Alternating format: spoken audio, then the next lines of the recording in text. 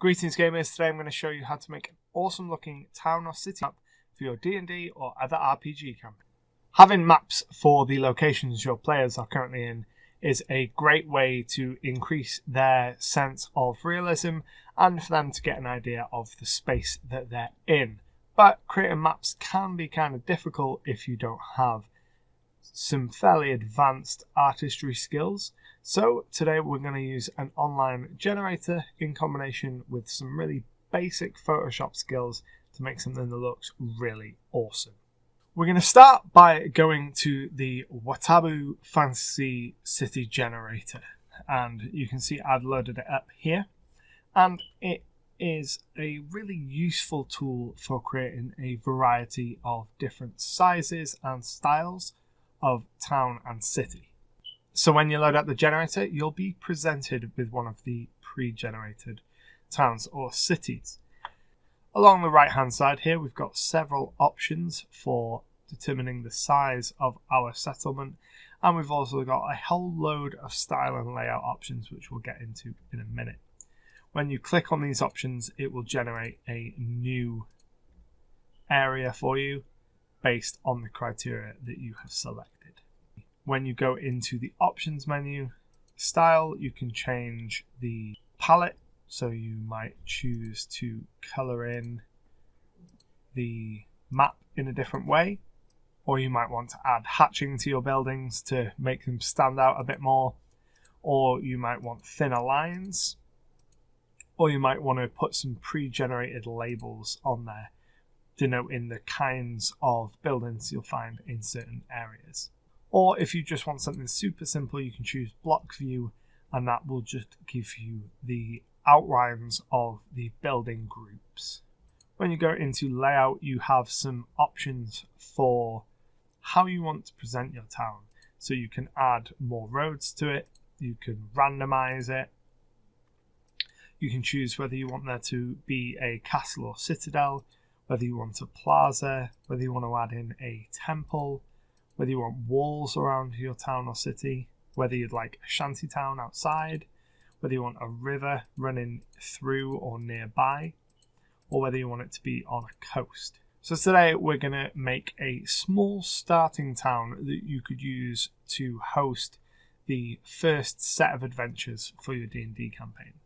So we're going to go with a medium-sized town, and we're going to put it near a river but not on the coast.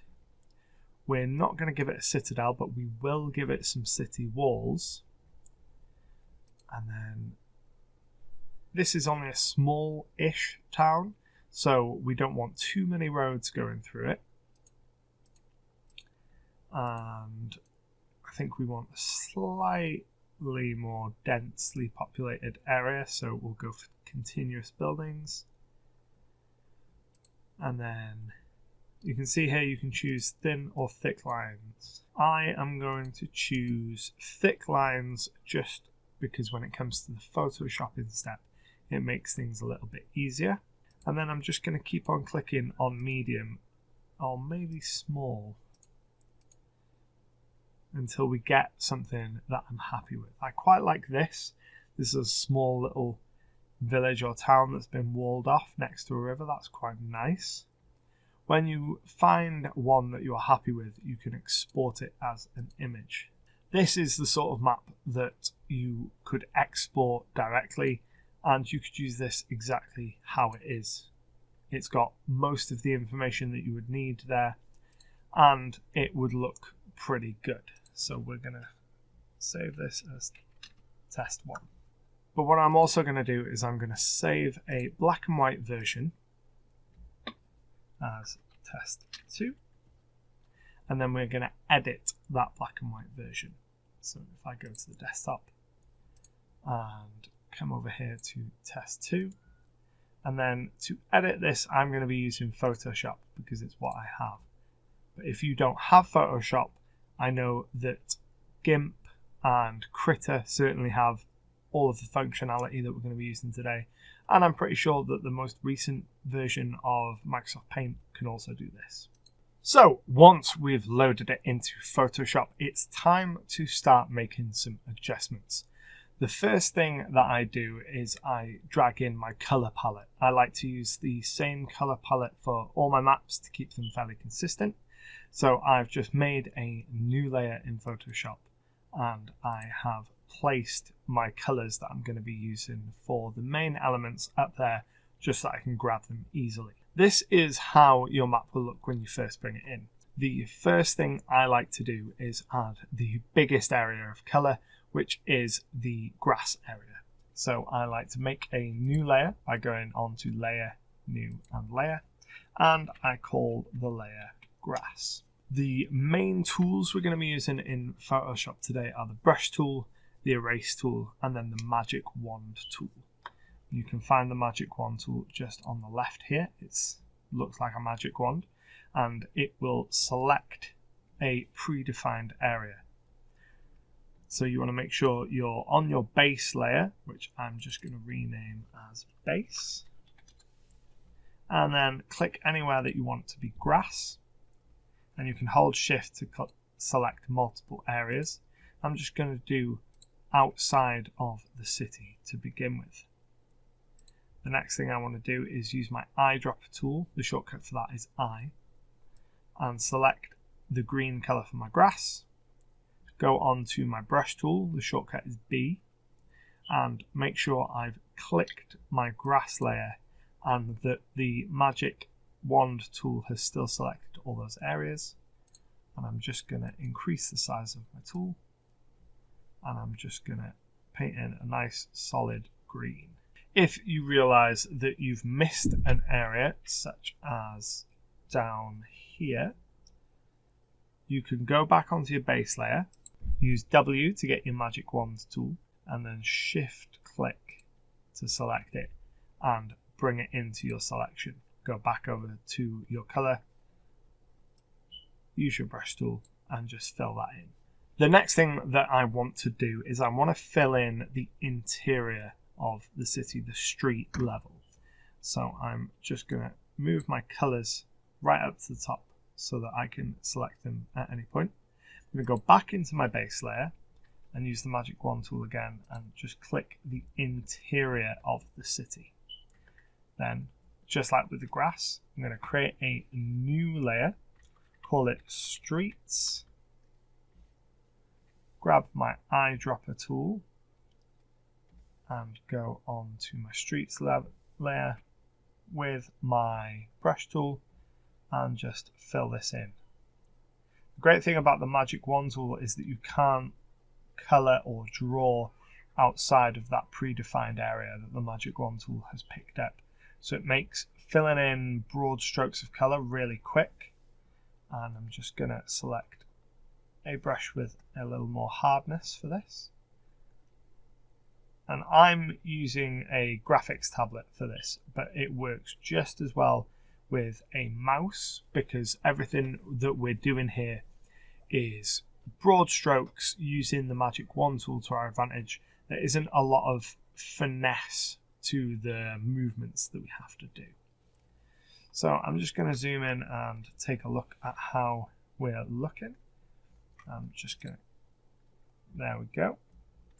You can see that these interior portions here are still white. So if I click back on my base layer, I can go in and shift click on all these little white areas that I want to be the color of the streets. Like this. Then go back onto my street layer, open up my brush tool, and then fill those in as well. Just like that. So already we've gone and elevated this map quite a lot just by adding some grass and some color to the streets. You can see that we've drastically changed how the map looks. So we'll keep going, and the next thing we'll do is we will color the river. So I want to go back onto my base layer again, always starting from this base layer when you're using the magic wand tool. And I'm going to go in and select all my river sections. Again, using shift on the magic wand tool to get them all selected at once. And then just like before, I'm going to make a new layer. I'm going to call it water. And then I'm going to use my eyedropper tool to grab my water color. The colors that you use don't really matter. Like I said, I just like to have a consistent palette. And then we'll just color this in one big go. Click off, and we have our river. You can see over here that I've missed out a section. So we go back over to our base layer, select that, go back to the water layer, and just fill it in like that. I've used the thick lines from the generator to give everything a nice defined edge. I find that, particularly with bigger maps, if you use the thin line option, everything gets a little bit blurry. The bigger the map is, the smaller the buildings are, the less defined everything gets, and it gets a little bit muddy and distorted. So I like to use the thick lines just so everything's nice and stark on the page. And similarly, I can see that I've missed a few sections for the grass.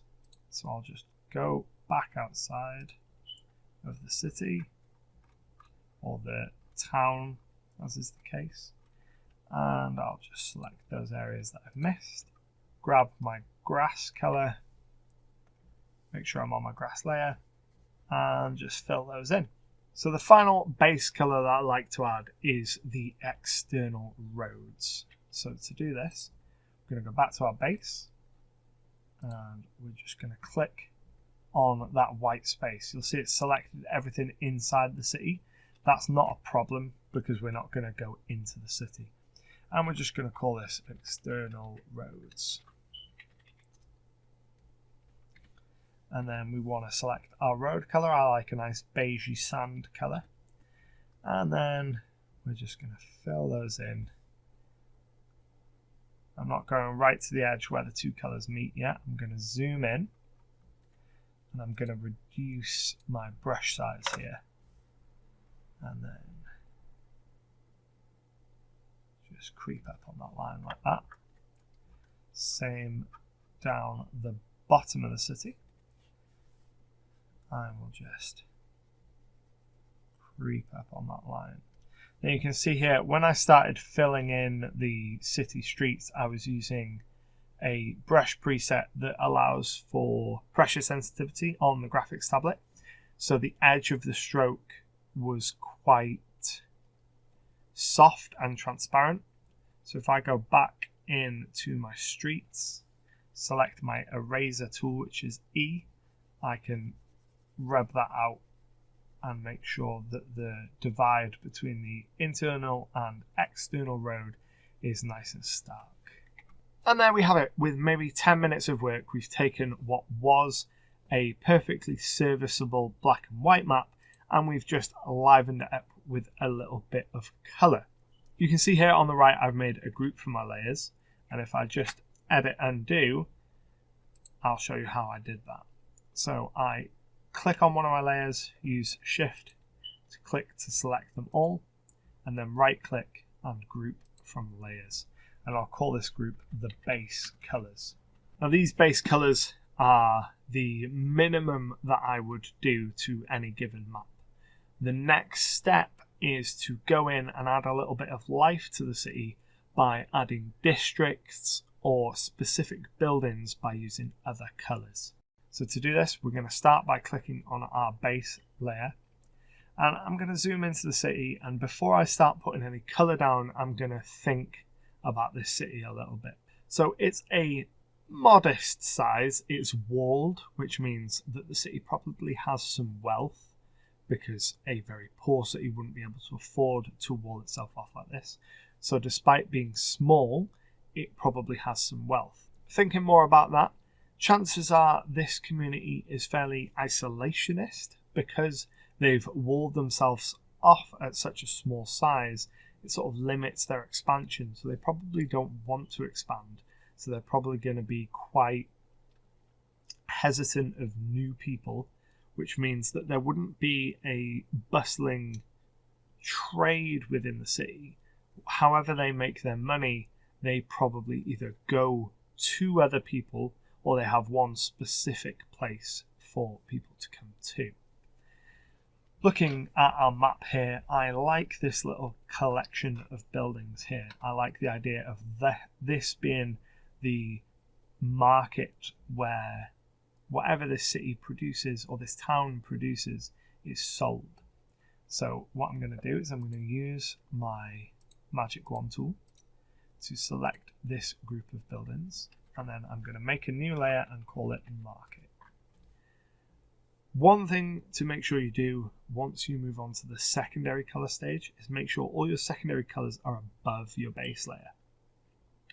That just stops the base layer from cutting any colors off. So we'll put market above base colors, and then we need to decide on a color for the market. I think as it's a market where things are bought and sold, some kind of yellow would be nice. So let's try yellow, make our brush just a little bit bigger, and there we are. Straight away, when your players see this map, you can say that yellow section is the market. It's the only place in this town where outsiders are permitted to go and purchase things. All the other shops in the area are for residents only. You're only allowed to go in through one of the gates to the market and back, or anything else, whatever fits your story. You can use the color-coded nature of the city to say this is what it is. And from there, what you want to do is go through your town bit by bit and think about the sort of facilities and locations that you want to add. As a general rule, I leave all the grey areas as standard residential because they're going to be the most common style of building, and it means I don't have to do a lot of recolouring. But some things that you might want to add are taverns, general stores, places of note that you think the players are going to want to go to. So one of the first questions the players probably will ask when they get to the town is, where is the tavern? And then you could give them the map with the colour on it and say, here, it's right here. So this gives you an example of the kinds of things that you can do using a pre-generated map and a very small amount of Photoshop skills to improve that experience. The next layer that we can add on to this is using some assets that we get online to add even more detail. So to do this, we're going to use some images that we get online. And the place I like to get most of my images from is Dungini. And all I do is I go onto Google Images, type in Dungini, and then the word for whatever I'm looking for. So let's say we're looking for some trees.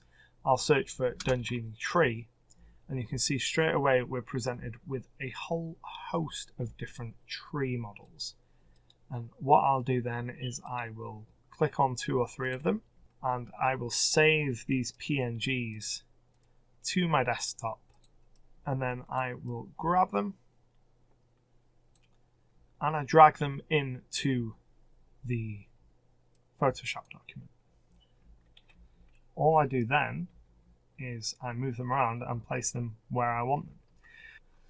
And then enter, and I'll group all these layers together for the forest. And it just adds another element of detail to our map so that we can say, oh, to the southeast of the town there is a forest, and there's a representation of that on the map. The more time and effort you put into this, the better results you will get. Scaling the trees properly, adding a greater variation, maybe adding some texture to the grassy areas. How much detail you put in is up to you, but every little bit will help improve the map up to a certain point. Once you get to a certain point, you'll have so much detail that the important information of the map starts to get lost, and that's where you want to bring it back a little bit.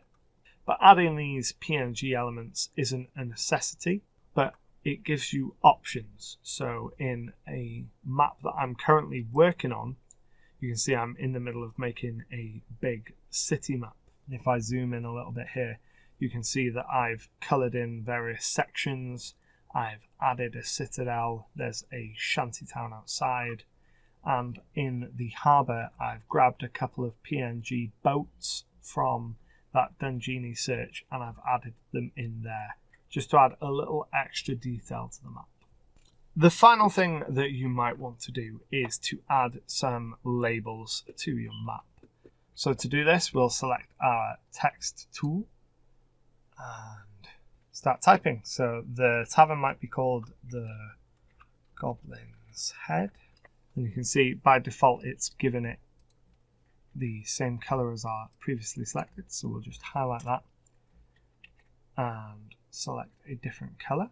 And we can also change the font. So you could add labels to individual buildings, you could add them to entire sections, or if you wanted to, you could leave the map blank and then add your labels in another program, either via your virtual tabletop of choice or in another program entirely. I find to work with the text within Photoshop can be a little bit frustrating at times, so I will usually take my map and bring it into another piece of software to add the text to. I use Serif's Page Plus, but what you use is completely up to you. And here we have the end result. It elevates our black and white image from being something that's perfectly serviceable mechanically to being something that is interesting to look at and adds a little bit of flavour to our world. So if you don't already use maps of the local area in your D&D campaigns, I strongly recommend that you give this a try. Whether you've got Photoshop or you use something like GIMP or Critter, the process is largely the same. You want to use your selection tool to mask off the areas and then colour them in. And just to show the difference between what can be achieved, I will take our coloured version direct from Watabou and show it next to our final version. And you can see that it makes it much more interesting to look at and much more like an actual map rather than just a black and white blueprint of the area. I really hope that you found this video useful. If you did, don't forget to hit that like button because it really helps us out. And if you've used an online map making tool, either as it is or if you've embellished it in something like Photoshop, post a picture down below in the comments because I love seeing all the different maps that people come up with. Until next time, happy gaming. Thanks for watching. If you're new here, don't forget to hit that subscribe button down below for new content every single Friday. And if you want to keep watching, well, there's another couple videos for you to watch just over there. Happy gaming.